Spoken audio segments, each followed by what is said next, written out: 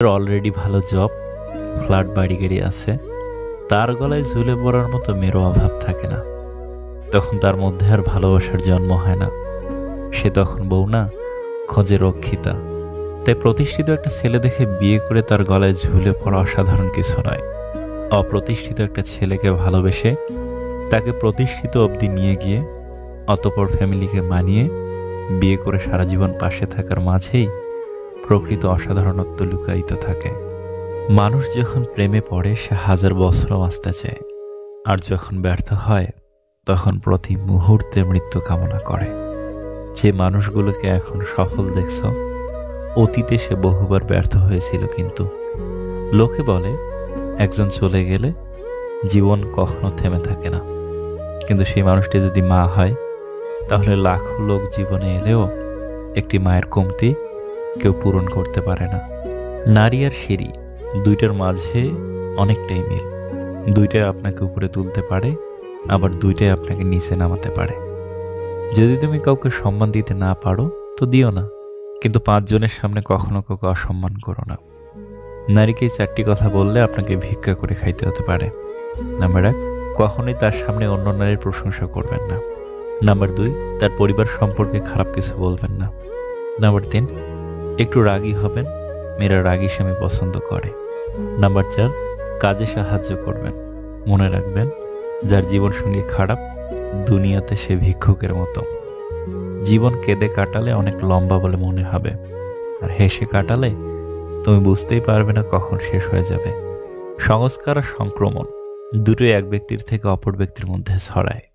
কাজ করার সময়ে বা বয়সে আরাম করলে, আরাম করার সময় বা বয়সে তোমায় কাজ করতে হবে। তাই সময় ও বয়সকে কাজে ব্যয় করো, অকাজে নয়। এই পৃথিবীতে লোক বুদ্ধি নিজের কাছে আর ধন অপরের কাছে বেশি আছে বলে মনে করে। এই পৃথিবীতে যেমন ভালো মানুষ আছে তেমন খারাপ মানুষও আছে। ভালো মানুষের মধ্যেও যেমন কিছু খারাপ গুণ আছে, তেমন খারাপ মানুষের মধ্যেও কিছু ভালো গুণ আছে। যেমন মন চায় তুমি তেমন জীবন কাটাও, কিন্তু এমন কাজ কখনো করো না যাতে লোকে তোমার বাবা মায়ের দিকে আঙুল ওঠায়। তোমার বাড়ির এবং তোমার বর্তমান পরিস্থিতি যদি তোমাকে মোটিভেট করতে না পারে, তাহলে পৃথিবীর কোনো মোটিভেশনাল স্পিকার তোমাকে মোটিভেট করতে পারবে না। আমাদের বাড়ির এবং আমাদের বর্তমান পরিস্থিতি আমাদের জন্য সবচেয়ে বড় মোটিভেশন। এর থেকে বড় মোটিভেশন আর কিছুই হতে পারে না। বরযাত্রী যাবার সময় মানুষ তোমার আগে আগে যায়, আর মারা গেলে মৃতদেহের পিছনে পিছনে যায়। অর্থাৎ মানুষ তোমার খুশিতে তোমার সাথে থাকবে, আর তোমার দুঃখে তোমাকে আগে থাকতে হবে। যারা পরিকল্পনা করে জীবনে আসে তারা পরিকল্পনা করে জীবন থেকে চলে যাবে। তাদেরকে যতই আটকাই না কেন, তারা চলে যাবেই, রেখে যাবে হাজারো অজুহাত।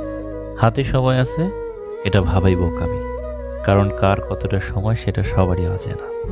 সময়ের দোহাই দিয়ে আমরা বরাবরই নিজেদের ঠকাই। জীবনে 3 জনকে কখনো ক্ষমা করতে নেই। নাম্বার 1, যে ভালো না বেশি অভিনয় করে। নাম্বার 2, যে বন্ধুত্বের সুযোগ নিয়ে বেইমানি করে। নাম্বার 3, যে বিশ্বাসের অমর্যাদা করে। জীবনটা সুন্দর যদি পাশে থাকা মানুষগুলো জড়িয়ে থাকে প্রয়োজন কিংবা অপ্রয়োজনে, সবসময় পাশে রাখে। মনের কথা অন্যকে যত কম বলা যায় ততই ভালো। মন বদলায়, কথা ফেরত নেওয়া যায় না। নিজেই যদি নিজের বন্ধু হতে পারো তাহলে আর একা হওয়ার ভয় থাকবে না। ভালো থাকতে যে আমাকে ছেড়ে চলে গেছে, আমি তার খবর রেখে কি করব? কিভাবে হবেন সবার পছন্দের মানুষ? মৃদু হাসুন, কথা বলার সময় ফোন চালাবেন না, কাউকে নিয়ে মাত্রাতিরিক্ত মজা করবেন না, মন দিয়ে কথা শুনে তারপর প্রশ্ন করুন। মায়ের বাঁধনে পড়ে শুধু কষ্টই পেলাম, সব ছেড়ে গেলেও মায়া ছাড়তে পারিনি। একটা বয়সের পর যখন আমরা ম্যাচিউর হয়ে উঠি, তখন নতুন করে কারোর কাছে নিজেকে প্রমাণ করার তাগিদ থাকে না। কেউ ভালো বলল কি খারাপ বলল তাতে কিছু এসে যায় না, কারণ ততদিনে আমি বুঝে গেছি যে আমার আমিটাই বেস্ট। নারীকে হয় সবটা দিয়ে ভালোবাসো, আর না হয় ছেড়ে দাও। কম ভালোবাসা তাদের সহ্য হয় না। কিছু মানুষ সুযোগ বুঝে খুব সুন্দর করে নিজে থেকে বদলা যায়, আর পরিস্থিতির দোহাই দিয়ে কেটে পড়ে।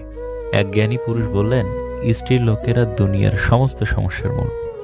এক জ্ঞানী মহিলা উত্তর দিলেন, একদম ঠিক। সে 9 মাস এক মূর্খকে তার নিজ গর্ভে পালন করে, যাতে সে বেরিয়ে এসে বলতে পারে যে স্ত্রীর লোকেরাই দুনিয়ার সমস্ত সমস্যার মূল। সে অনেক দিন আগের কথা। কোনো এক রাজা তার নতুন রানীকে নিয়ে মাছ ধরতে যাবেন ভাবলেন। রাজা জ্যোতিষীকে জিজ্ঞেস করলেন, বৃষ্টি হবার আশঙ্কা আছে কি? জ্যোতিষী গণনা করে বললেন, কোনো আশঙ্কাই নেই। লোক লস্কর নিয়ে রাজা চললেন মাছ ধরতে। পথে দেখা এক চাষার সাথে। বেচারা টাক মাথায় হন্তদন্ত হয়ে বাড়ি ফিরছে গাধার পিঠে চড়ে। রাজাকে দেখে গাধার পিঠ থেকে নেমে সালাম জানালো। যখন জানলো রাজামশাই মাছ ধরতে যাচ্ছেন, বলল, শীঘ্রই ফিরে যান রাজামশাই, মুষলধারে বৃষ্টি আসছে। রাজা চাষার কথা বিশ্বাস না করে এগিয়ে চলল। খানিক পরেই শুরু হলো মুষলধারে বৃষ্টি, সবাই ভিজে কাক। পরদিন রাজা সভায় এসে প্রথমে বরখাস্ত করলেন রাজজ্যোতিষীকে, আর তারপর ডেকে পাঠালেন সেই চাষাকে। চাষা এলে সাদরে অভ্যর্থনা করে বললেন, আজ থেকে তুমি হবে আমার জ্যোতিষী। চাষা তো আকাশ থেকে পড়ল, বলল, আমি কি জ্যোতিষীর কিছু জানি? রাজা তখন বললেন, তাহলে কাল কি করে সঠিক বললে? একগাল হেসে চাষা বলল, সে তো জানে আমার গাধা, ওর কান দুটো যখনই ঝুলে পড়ে তখন বুঝতে পারি বৃষ্টি আসছে। সব শুনে রাজা গাধাকেই নিয়োগ করলেন। সেই যে শুরু, তারপর থেকে আজ অবধি সরকারি গুরুত্বপূর্ণ পদে গাধাদেরকে নিয়োগ করা হচ্ছে। গল্পটির রূপক হলেও বর্তমানের সাথে অনেক মিল আছে। কথায় আছে, অতিরিক্ত কোনো কিছুই ভালো নয়, হোক না সেটা ভালোবাসা বা অন্য কিছু। প্রয়োজনের বেশি হলেই কেমন যেন তিক্ততা চলে আসে।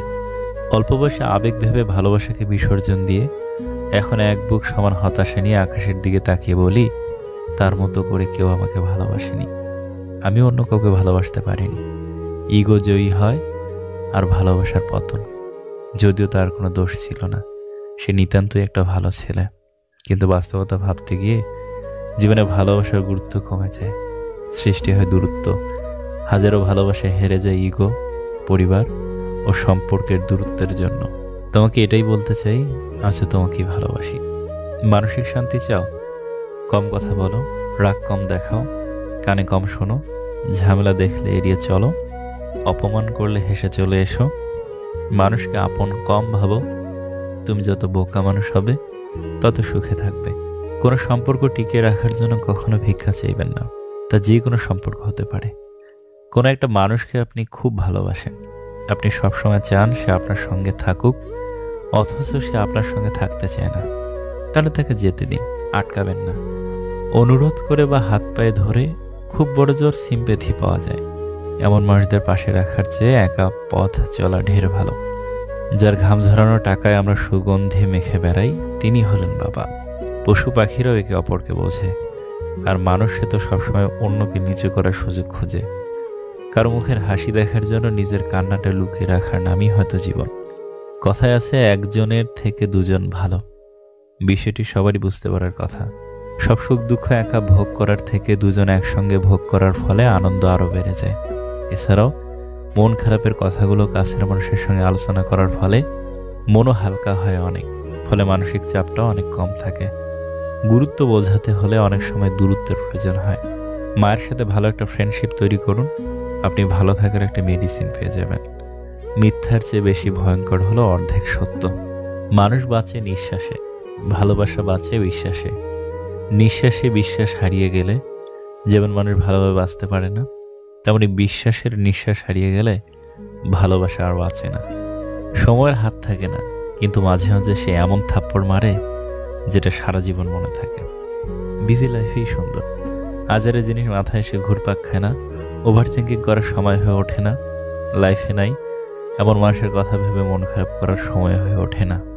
ইচ্ছা থাকলে উপায় বের করা যায়, আর ইচ্ছা না থাকলে অজুহাত বের করা যায়। জীবনের পথে বেশিরভাগ মানুষই দর্শক, খুব কম মানুষই পাবেন যারা পথ প্রদর্শক। যে পৃথিবী তোমার এত প্রিয়, সে পৃথিবী থেকেই তুমি একদিন পালিয়ে বাঁচতে চাইবে, যেদিন তুমি বার্ধক্যে উপনীত হবে। কারণ এই পৃথিবী শুধু তোমার যৌবন ও ক্ষমতাকে মূল্যায়ন করে। মাঝে মাঝে ইচ্ছে করে রাগ দেখিয়ে অভিমান করে কিছু একটা করে বসি, কিন্তু পরেই ভাবি, কার উপর রাগ অভিমান করবো আমি? আমার তো রাগ অভিমান বোঝার মতো কেউ নেই। পানা ভিজিয়ে হয়তো সাগর পাড়ি দেওয়া যায়, কিন্তু চোখ না ভিজিয়ে জীবন পাড়ি দেওয়া অসম্ভব। জীবন হলো জলের নৌকা, কখনো সুখের পাল তোলে, কখনো দুঃখের স্রোতে ভাসে, কখনো ছুটে যায় ভালোবাসার টানে, কখনো থেমে যায় অজানা অভিমান।